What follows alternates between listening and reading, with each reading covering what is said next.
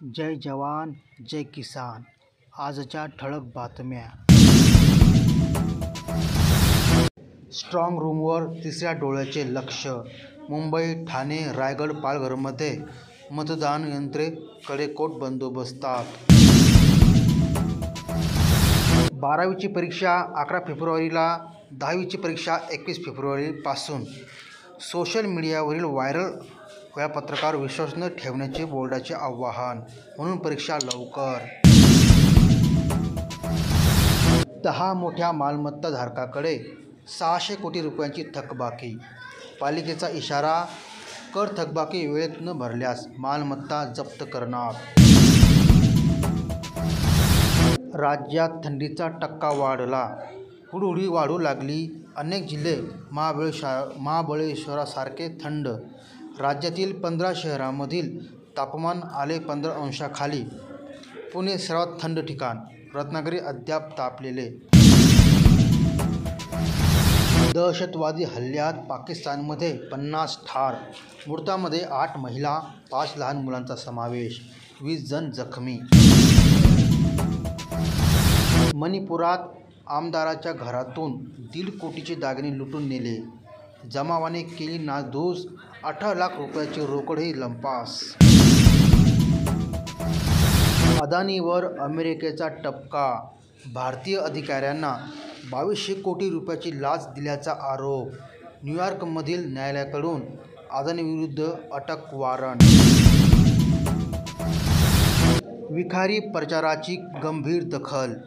और जिहाद बटेंगे तो कटेंगे. धर्मयुद्धाबाबतचा अहवाल निवडणूक आयोगाला सादर. गौतम बुद्धाचा सिद्धांत मार्गदर्शक. संरक्षण मंत्री राजनाथ सिंह यांचे प्रतिपादन. रशियाकडून युक्रेनवर आंतरखंडीय क्षेपणास्त्राचा मारा. महायुती महाविकास आघाडीची नजर अपक्ष बंडखोरांवर. तयारी सत्ता स्थापनेची. हॉटेलच्या खोल्या, चार्टर्ड विमाने बुक. आमदारांनी आरक्षणाकडे दुर्लक्ष केल्यास फिरू देणार नाही. जरांगे पाटील. राज्यात येणाऱ्या नव्या सरकारला देणार 8 दिवसाची मुदत. राज्यात नवे सरकार सत्तेवर येताच आरक्षण आंदोलन करण्याचा निर्णय मनोज जरांगे पाटील यांनी घेतला आहे. यावेळी एकट्याने उपोषण न करता सामूहिक